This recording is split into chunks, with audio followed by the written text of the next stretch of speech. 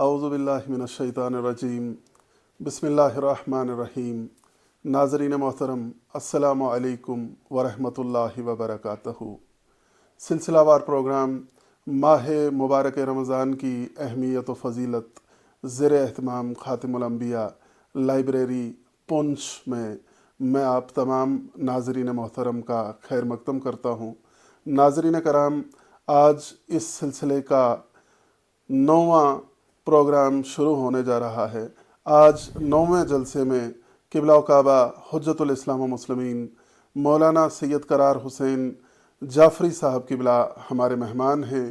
میں قبلہ و کعبہ کا پروگرام میں خیر مقدم کرتا ہوں اور قبلہ و کعبہ ہدیہ سلام پیش کرتا ہوں۔ السلام علیکم ورحمۃ اللہ وبرکاتہ۔ وعلیکم السلام ورحمۃ اللہ وبرکاتہ۔ یہ میرے لیے خوش نصیبی ہے کہ میں یہاں پہ قبلہ آپ کا بہت بہت شکر گزار ہوں خاتم الانبیاء لائبریری پونچھ کی جانب سے کہ آپ ہمارے پروگرام کی زینت بنے۔ قبلہ آغاز جلسہ میں ہی میں آپ سے یہ جاننا چاہوں گا کہ اس ماہ مبارک رمضان کے روزے کے فیوز و برکات پر روشنی ڈالیں۔ اعوذ باللہ من الشیطان اللعین الرجیم، بسم اللہ الرحمن الرحیم، الحمد للہ رب العالمین، والصلاة والسلام علی اشرف الانبیاء والمرسلین وعلی آلہ الطیبین الطاہرین المعصومین، اما بعد، فقد قال امیر المؤمنین علی بن ابی طالب علیہ السلام: صوم النفس عن لذات الدنیا انفع الصیام۔ امیر المؤمنین حضرت علی بن ابی طالب علیہ السلام ارشاد فرماتے ہیں کہ دنیاوی لذتوں سے نفس کا روزہ سب سے زیادہ فائدہ مند اور بہترین روزہ ہے، کیونکہ روزہ خداوند عالم کی واحد پوشیدہ عبادت ہے کہ جس میں ریاکاری نہیں ہے، جس میں خلوص ہی خلوص ہے، اخلاص ہی اخلاص ہے۔ ہم دیکھتے ہیں نماز ہو، حج ہو، زکوٰۃ ہو، یہ ساری چیزیں یہ پھر دیکھنے میں آتی ہیں، لیکن روزے میں کوئی چیز دیکھنے والی نہیں ہے۔ روزہ جو ہے انسان کے ارادے کو مستحکم بناتا ہے، مستحکم کرتا ہے، اور روزہ جو شخص ایک مہینے تک کھانے پینے کی چیزوں اور جنسی خواہشات سے دور رہتا ہے تو وہ دوسرے کے مال اور ناموس و عزت سے بھی کنارہ کشی کر سکتا ہے۔ یہ روزے کی عظمت و فضیلت ہے کہ روزہ محبت اور پیار میں اضافے کا باعث ہوتا ہے۔ اپنے فیوز و برکات کے روزے کے جو انسان کو حاصل ہوتے ہیں ان کی طرف آپ نے اشارہ کیا، تو میں یہ کہتا چلوں کہ یہ روزہ جو ہے اس سے محبت اور پیار میں اضافہ ہوتا ہے۔ جو شخص ایک مہینے تک بھوک و پیاس کا مزہ چکھتا ہے وہ بھوکے پیاسے غریبوں کے درد کو بھی اچھی طرح محسوس کر سکتا ہے۔ اور رسول اکرم صلی اللہ علیہ وسلم نے یہاں تک کہ فرمایا کہ روزہ آدھا صبر ہے۔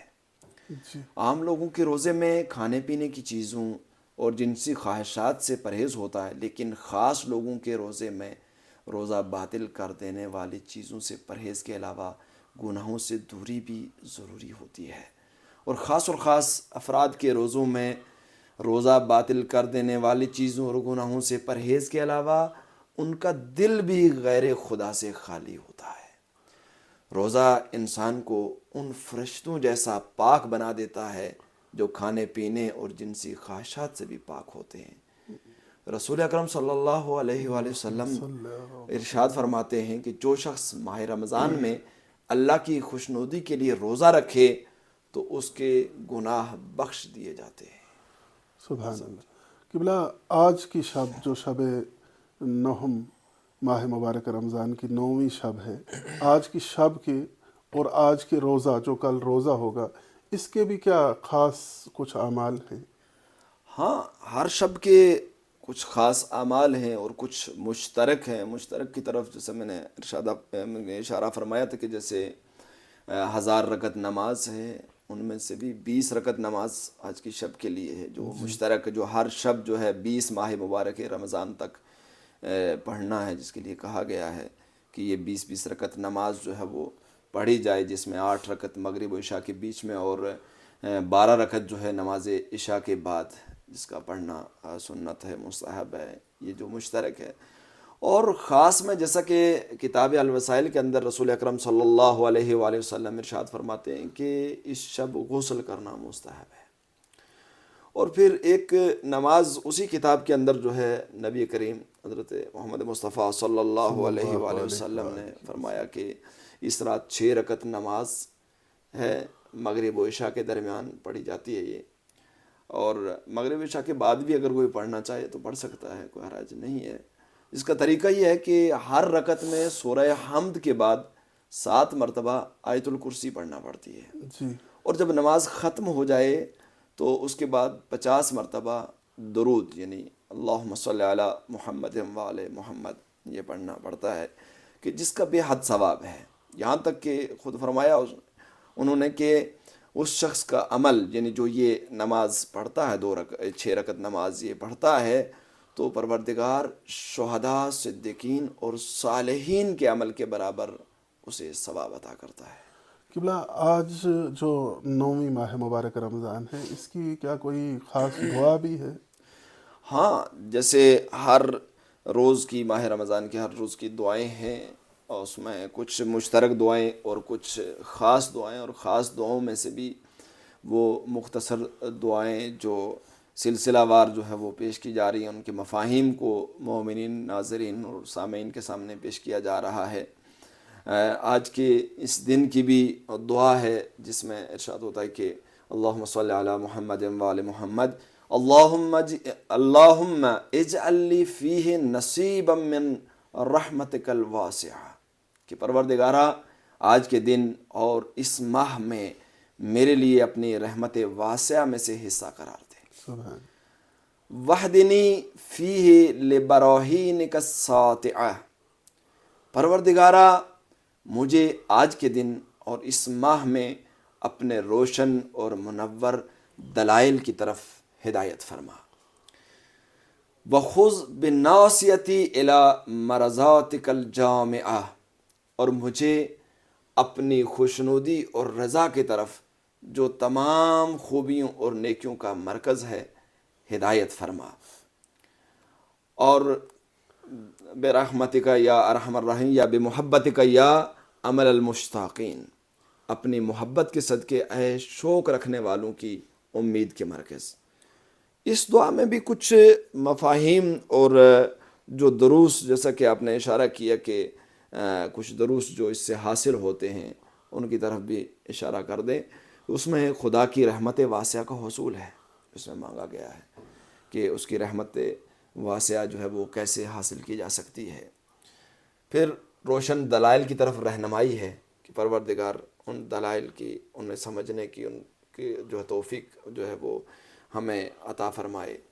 اور خوشنودی خدا کی طرف رہنمائی کی درخواست ہے کہ پروردگار ہمارے اعمال سے راضی ہو جائے، اور اسی خوشنودی ہی عمل کی قبولیت بنتے ہیں. قبلہ دروس دعا جو اس دعا کے دروس تھے ان میں رحمت الہی کا تذکرہ ہوا ہے.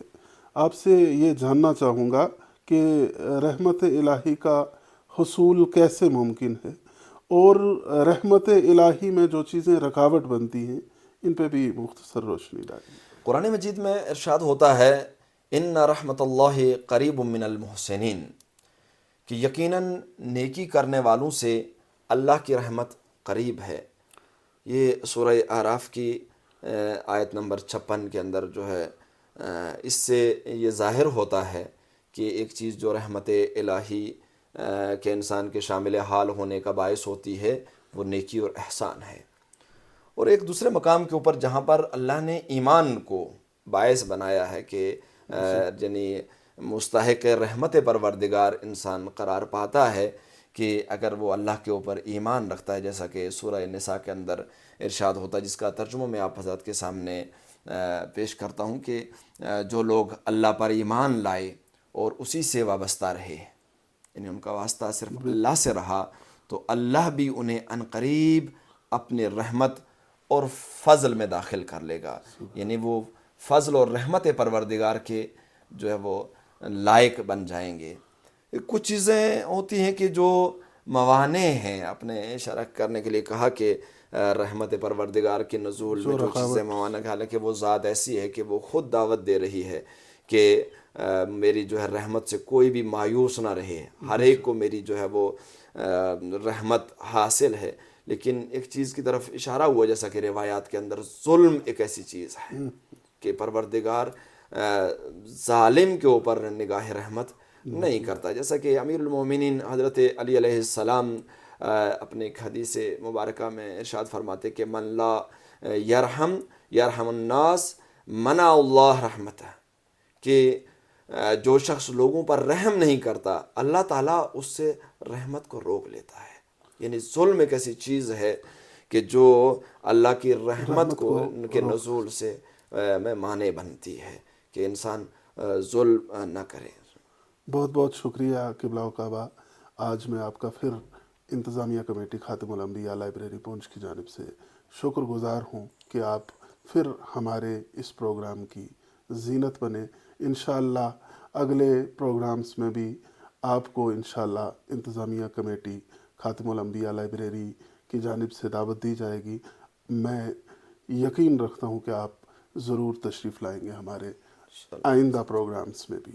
سامعین محترم، ناظرین کرام، آپ کا بھی بہت بہت شکریہ ادا کرتا ہوں اس گزارش کے ساتھ کہ ہماری ویڈیوز کو ضرور زیادہ سے زیادہ مومنین کے ساتھ شیئر کریں تاکہ زیادہ سے زیادہ مومنین فائدہ حاصل کر سکیں۔ والسلام علیکم ورحمۃ اللہ وبرکاتہ۔